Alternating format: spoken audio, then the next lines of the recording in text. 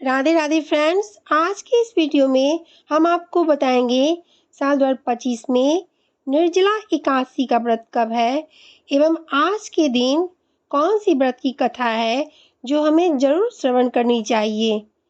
तो फ्रेंड्स, निर्जला एकादशी का व्रत जो है ज्येष्ठ मास के शुक्ल पक्ष की एकादशी तिथि को रखा जाता है। साल 2025 में यह व्रत 6 जून को पड़ रही है। ऐसी मान्यता है फ्रेंड्स, अगर आप साल में पड़ने वाली 24 एकादशी का व्रत नहीं रख पा रहे हैं तो निर्जला एकादशी का व्रत रख ले। इससे आपको हर एक एकादशी का फल प्राप्त हो जाएगा। निर्जला एकादशी पर भगवान विष्णु की विधिवत पूजा करने के साथ साथ दान किया जाता है एवं साथ ही पूजा के समय में इस एकादशी व्रत का पाठ जरूर सुनना चाहिए। इससे आपकी पूजा पूर्ण हो जाती है। तो आइए जानते हैं निर्जला एकादशी व्रत की संपूर्ण कथा। निर्जला एकादशी के महत्व के बारे में भगवान कृष्ण ने युधिष्ठिर को बताया। उन्होंने निर्जला एकादशी के महत्व के बारे में परम धर्मात्मा सत्यवती नंदन व्यास जी को बताने को कहा। तब व्यास जी कहने लगे कि हर किसी को एकादशी का व्रत रखना चाहिए। इसके साथ ही एकादशी की दोनों पक्षों में भोजन नहीं करना चाहिए एवं द्वादशी को स्नान पूजा करने के बाद ही भोजन ग्रहण करना चाहिए। तब भीमसेन व्यास जी से कहने लगे, हे पितामह, भ्राता युधिष्ठिर, माता कुंती, द्रौपदी, अर्जुन, नकुल, सहदेव आदि एकादशी को भोजन नहीं करते हैं और मुझे भी ऐसा करने के लिए कहते हैं, लेकिन मेरे लिए भूख सहना मुश्किल है। मैं भगवान की शक्ति पूजा करने के साथ दान करता हूँ, लेकिन भोजन के बिना नहीं रह सकता।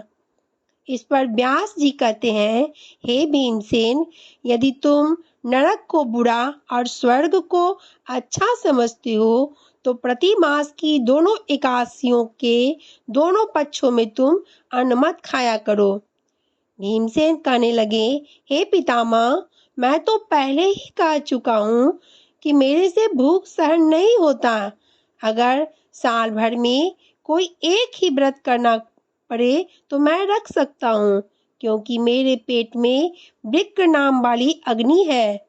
इसलिए मैं भोजन किए बिना नहीं रह सकता। भोजन करने से वह शांत रहती है, इसलिए पूरा उपवास तो क्या, एक समय भी बिना भोजन के किए रहना मेरे लिए कठिन होता है। अतः आप मुझे कोई एक ऐसा व्रत बताइए जो साल में केवल एक बार ही करना पड़े और मुझे स्वर्ग की प्राप्ति भी हो जाए। इसके साथ ही जीवन में कल्याण ही कल्याण हो। इस बात पर श्री व्यास जी कहने लगे, हे पुत्र, बड़े बड़े ऋषियों ने बहुत शास्त्र आदि बनाए हैं जिनसे बिना धन के थोड़े परिश्रम से ही स्वर्ग की प्राप्ति हो सकती है। इसी प्रकार शास्त्रों में दोनों पक्षों की एकादशी का व्रत मुक्ति के लिए रखा जाता है। व्यास जी के वचन सुनकर भीमसेन नरक में जाने के नाम से भयभीत हो गए और कांप कर कहने लगे कि अब क्या करूं? मास में 2 व्रत तो मैं कर नहीं सकता। हाँ, वर्ष में एक व्रत करने का प्रयत्न अवश्य कर सकता हूँ। अतः वर्ष में एक दिन व्रत करने से यदि मेरी मुक्ति हो जाए तो कोई एक ऐसा व्रत है तो आप बताइए। यह सुनकर व्यास जी कहने लगे, वृषभ और मिथुन की संक्रांति के बीच ज्येष्ठ मास के शुक्ल पक्ष की जो एकादशी आती है उसका नाम है निर्जला। तुम उस एकादशी का व्रत करो। इस एकादशी के व्रत में स्नान और आचमन के सिवा जल जो है वर्जित है। आचमन में 6 मास से अधिक जल नहीं होना चाहिए, अन्यथा मद्यपान के सदृश हो जाता है। इस दिन भोजन नहीं करना चाहिए, क्योंकि भोजन करने से व्रत नष्ट हो जाता है।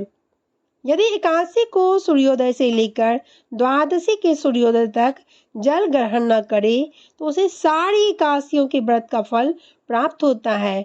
द्वादशी को सूर्योदय से पहले उठकर स्नान आदि करके ब्राह्मणों का दान देना चाहिए। इसके पश्चात भूखे और सत्पात्र ब्राह्मण को भोजन कराकर फिर आप भोजन कर लेना चाहिए। इसका फल पूरे एक वर्ष की संपूर्ण एकादशियों के बराबर होता है। तो व्यास जी कहने लगे, हे भीमसेन, यह मुझको स्वयं भगवान ने बताया है। इस एकादशी का पुण्य समस्त तीर्थों और दानों से भी अधिक है। केवल एक दिन मनुष्य निर्जला रहने से पापों से मुक्त हो जाता है। जो मनुष्य निर्जला एकादशी का व्रत करते हैं, उनकी मृत्यु के समय यमदूत आकर नहीं घेरते, बल्कि भगवान के पार्षद उसे पुष्पक विमान में बैठाकर स्वर्ग को ले जाते हैं। अतः संसार में सबसे श्रेष्ठ निर्जला एकादशी का व्रत है, इसलिए यत्न के साथ इस व्रत को जरूर करना चाहिए। इस दिन ओम नमो भगवते वासुदेवाय मंत्र का उच्चारण करना चाहिए और गौ का दान करना चाहिए। इसी प्रकार व्यास जी की आज्ञा के अनुसार भीमसेन ने इस व्रत को किया, इसलिए इस एकादशी को भीमसेनी या पांडव एकादशी भी कहते हैं। निर्जला व्रत करने से पूर्व भगवान से प्रार्थना करें, हे भगवान, आज मैं निर्जला व्रत कर रहा हूँ, दूसरे दिन भोजन करूँगा। मैं इस व्रत को श्रद्धा पूर्वक करूँगा, अतः आपकी कृपा से मेरे सभी पाप नष्ट हो जाएं एवं इस दिन जल से भरा हुआ एक घड़ा वस्त्र से ढककर स्वर्ण सहित दान करना चाहिए। जो मनुष्य इस व्रत को करते हैं, उनको करोड़ों पल सोने का दान का फल मिलता है। जो इस दिन यज्ञ करते हैं, उनका फल तो वर्णन ही नहीं किया जा सकता है। इस एकादशी के व्रत से मनुष्य विष्णु लोक को प्राप्त होता है। जो भी मनुष्य इस दिन अन्न खाते हैं, वे चांडाल के समान हैं, वे अंत में नरक में जाते हैं। जिसने निर्जला एकादशी का व्रत किया है, वह चाहे ब्रह्म हत्यारा हो, मद्यपान करता हो, चोरी की हो, गुरु के साथ द्वेष किया हो, मगर इस व्रत के प्रभाव से वह स्वर्ग को जाता है। हे कुंती पुत्र, जो पुरुष या स्त्री श्रद्धा पूर्वक इस व्रत को करते हैं, उसे अगर लिखित कर्म करना चाहिए। प्रथम भगवान का पूजन, फिर गौदान, ब्राह्मणों को मिष्ठान व दक्षिणा देनी चाहिए और जल से भरे कलश का दान अवश्य करना चाहिए। निर्जला के दिन अन्न, वस्त्र, जूती आदि का भी दान करना चाहिए। जो मनुष्य भक्ति पूर्वक इस कथा को पढ़ते हैं या सुनते हैं, उसे निश्चय ही स्वर्ग की प्राप्ति होती है। तो आई होप फ्रेंड्स, आपको मेरे द्वारा बताई गई यह जानकारी या कथा अच्छी लगी होगी। अगर थोड़ी सी भी पसंद आई है तो प्लीज़ वीडियो को लाइक, शेयर एवं चैनल को सब्सक्राइब जरूर करेंगे। और मैं मिलती हूँ आपसे अगली नई वीडियो में। तब तक के लिए प्रेम से बोलिए राधे राधे, जय श्री कृष्ण।